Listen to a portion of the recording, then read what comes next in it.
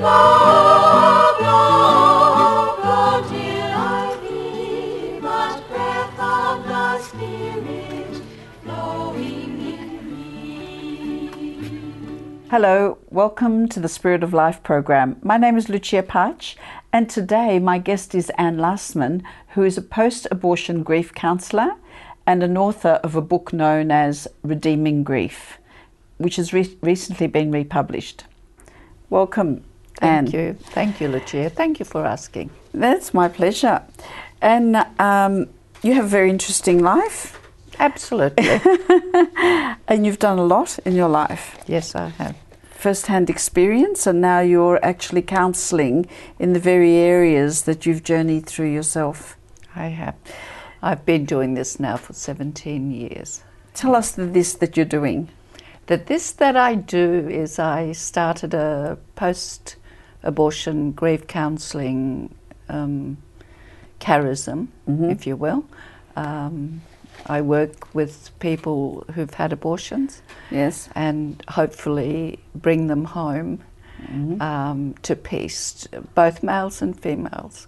And over the last few years, I have also developed a program which works beautifully also with sexual abuse, which is something I encounter a lot in my counselling experience. Indeed. Can you tell us a little bit about your background before you came into this work and your experience of life in these areas? Okay. Before I came into this work, you've heard it said that if you want to make God laugh, you just tell him your plans. And he starts. I have, yes. Yep, he starts, and he's still laughing. My plans were never to be a post-abortion grief counsellor. I had always wanted to be a lecturer in theology. Okay. That's where most of my studies actually went to.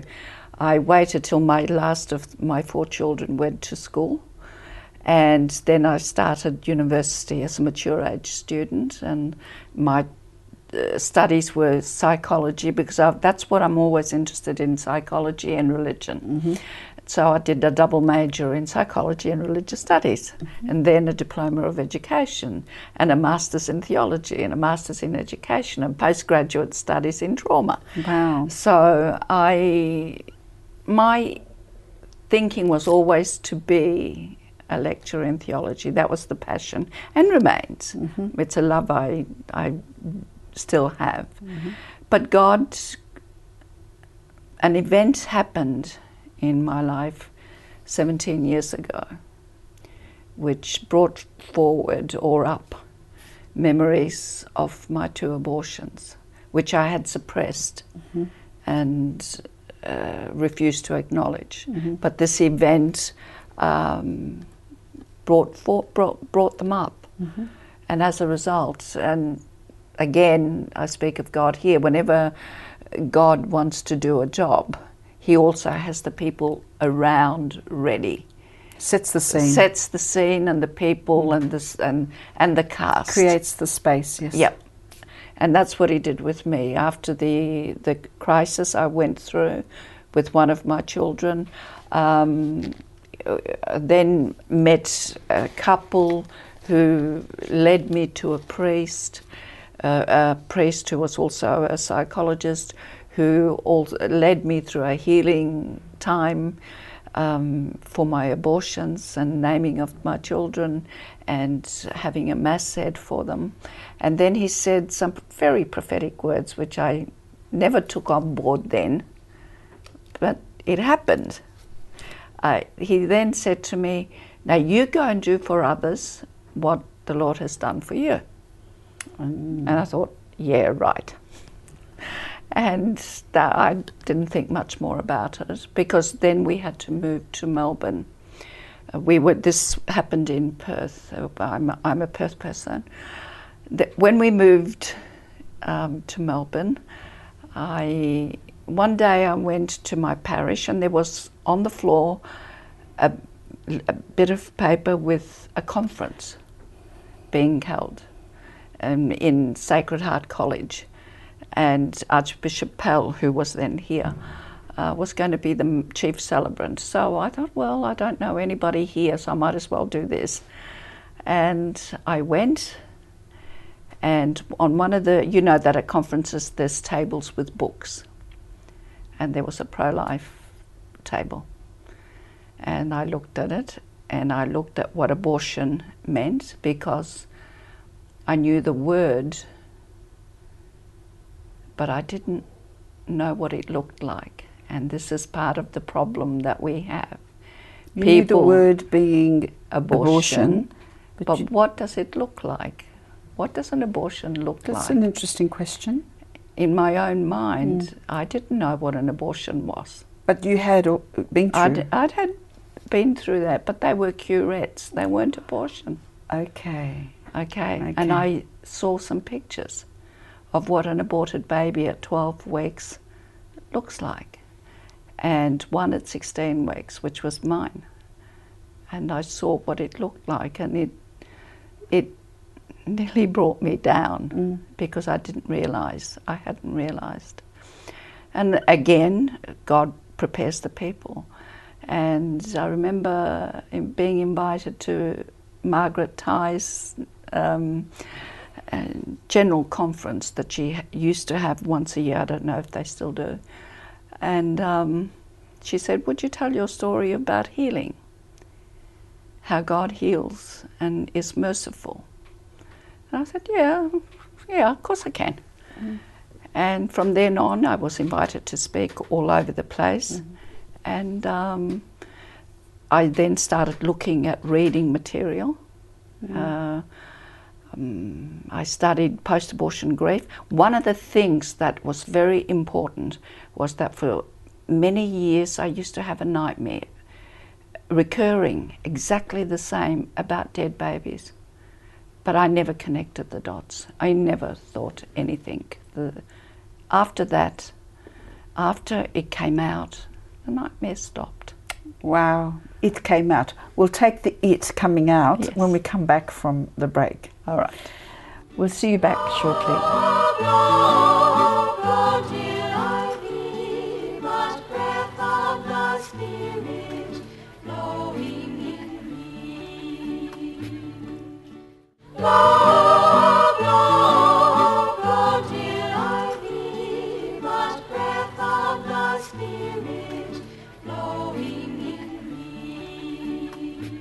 Welcome back. I'm interviewing Anne Lastman, who is an abortion grief counsellor as well as an author of the book Redeeming Grief. The it that came out. The it. After the dreams. Yes, that nightmares. Darling, they're not nightmares. No. They're not dreams. They're nightmares. Okay. They're awful. Yes. I kept dreaming of dead babies being lined up. Oh. But I didn't ever connect anything like that. It never occurred to me. But after I spoke about it, after I went through with that priest, counsellor, bless him, all the nightmares stopped, because it was now at the top. It wasn't at the subconscious level. It was at the conscious level. Yes. And I dealt with it.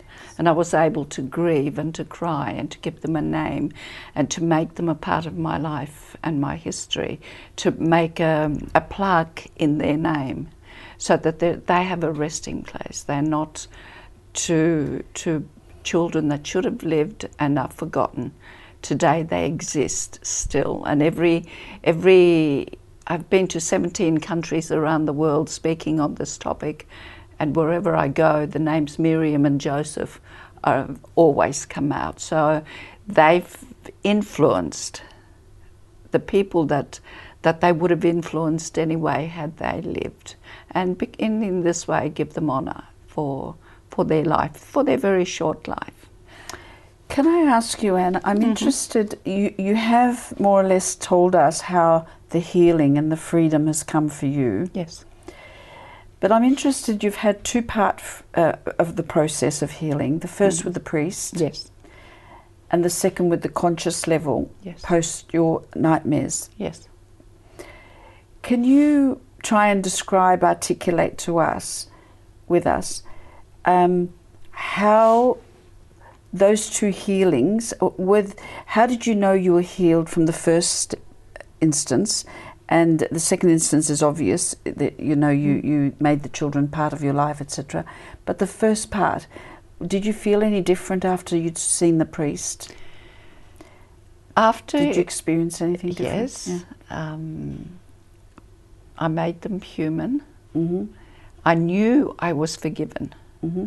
I just knew. It's a knowing. It's an inner knowing. It's a knowing. Yes. That's all you can say. You can't. But do you feel different yourself? I'm perfectly at peace with my children. Yes. Okay. Because I can speak about them. Yes. At that point, though, did you identify the difference between not being healed and freed or forgiven and post being forgiven? Was there a different feeling inside you?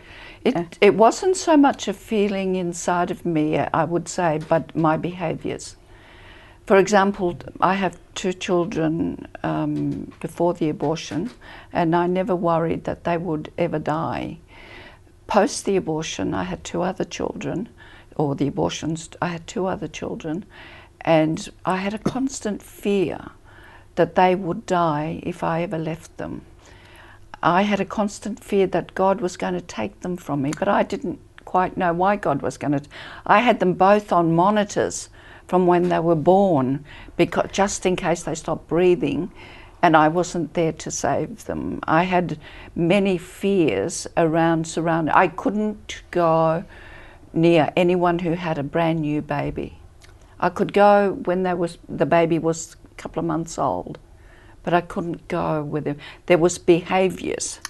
So was it a subconscious, maybe guilt, shame that was, or I don't want to put words in your mouth, but I'm just trying right. to... That's fine, that's fine. Is it guilt, shame? That obviously is, because I called the abortions curette. Justifying. A curette, then you don't feel guilt or shame about that. That's a thing that the body needs to do. So there's no shame in that. So obviously there was a guilt and a shame involved in that. But once it came out, I remember when we did the mass for the aborted children, I remember in Perth, this was still in Perth, I organised with my parish priest a mass, and he said, Anne, it's such a good idea. Why don't we advertise it? But say we won't advertise as children who were aborted. We will advertise it as in the bulletin that next Friday we will have a mass for children who are lost in the womb, and invite mothers and fathers to name them and bring the names forward, and we'll add them to the mass. Well, 24 names were brought forward. Goodness. And it was the most busy mass. It was full on a Friday, when normally Fridays there's the usual little mob, but that day it was busy. And then we met after and we had morning tea together. I felt, as Father stood there and incensed the names, and he called out the names of the babies. Wow. That was fabulous. Yes, it would have been. And thank you for that. That was a real thorough sharing of your experience of abortion. And obviously it gives us the right to speak on the subject, because you're talking about your own life at the end of the day and your own experience. Now, what I'm interested in asking now is, how did you then come into the work of counselling? Okay. How did that present itself for you? We've got about 2 minutes around before the next break, but... Okay. 2 minutes? Oh, this is 17 years, 2 minutes. How did I fall into counselling? Yeah. Again, still I wasn't looking for counselling, but after that conference I spoke about, I had people ringing me and asking me would I talk with them. And I also did a counselling course. In Melbourne? In Melbourne. And I'm a qualified counsellor now. I'm a member of the Australian Counselling Association, level 3, one of the highest levels, member of the Federation of Victorian Counsellors, a member of the Australian College of Loss and Grief. I took on study so that I could learn what post-abortion grief, if it was the same with everybody else as it was with me. And lo and behold, people around the world were using the same language, irrespective of language they spoke. They were using the same terms for their grief post-abortion. Amazing. And it slowly I got to learn about the side effects, the depression. Recently we've had a study published in 2011, 2 years ago, less than 2 years ago, saying that 81% of all of women's psychological problems are abortion related. Well, I'm not surprised. 50 million abortions a year. Wow. 50 million women a year. And we're not having psychological problems. Yes. No, it can't, it can't be. Interesting finding. And we're going to go to another break, but when we come back, perhaps we'll talk a little bit about what your findings have been in terms of counselling women. Okay. We'll see you back straight after the break.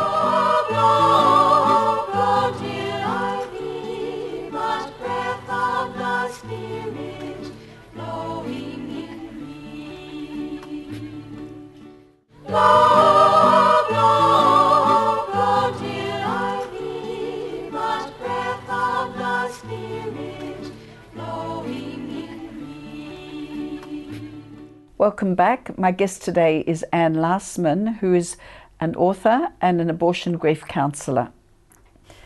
Anne. Yes. Before the break, we were talking about the effects of abortion. Can you share with us what your findings have been in terms of counselling women with post, that have had an abortion? Yeah, I will. I can discuss it, but I'm going to make it generic. You understand? I can't discuss any particular case. Indeed. Depression is a normal. Antidepressants are a normal in their life. Self-mutilation, self-harm is a normal. Self-medication, and that includes illicit and illicit drugs.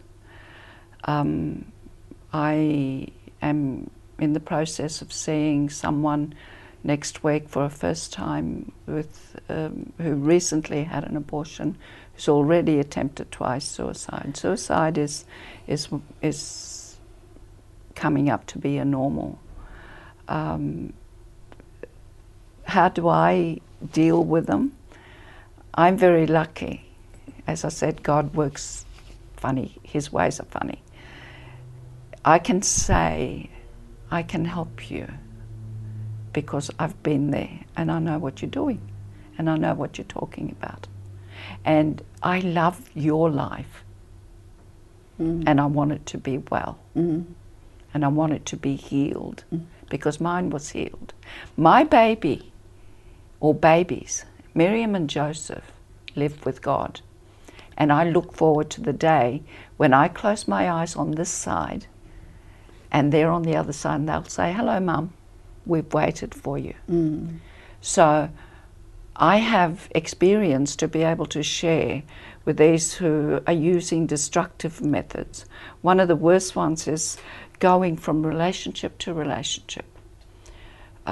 It's a self-hatred of the body, a hatred of their own sexuality. Multiple relationships, choosing always the wrong one, a wrong person, someone who's, I believe it's an intentional choice. So it's almost expecting the abuse? Yes.